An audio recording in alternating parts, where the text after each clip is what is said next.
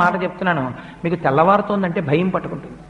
అమ్మ బాబోయ్ అంత పూజ చెయ్యాలి, టైం లేదు అని ఏదో ఒక పని ఉంటుంది. అలా కాకుండా మీరు స్వల్పమైన పూజ, వైదికంగా పరిపూర్ణత్వం ఉండే పూజ అలవాటు చేసుకున్నారనుకోండి, మీ పూజ మీకు బరువు అనిపించాలి.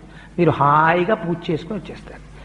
ఒక్కరోజు మీరు ఎంచుకోండి, ఏదో ఒక రోజు నేను ఒక శనివారం నాడు ఇలా పూజ చేసుకుంటాను, లేదు ఒక సోమవారం నాడు చేస్తూ ఉంటాను, లేదు ఒక ఆదివారం నాడు చేస్తాను.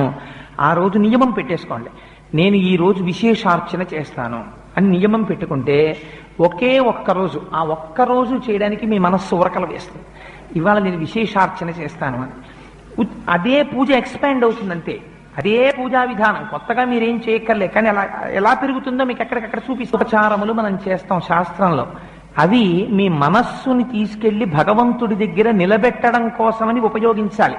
అంతేకాని వాటిని మీరు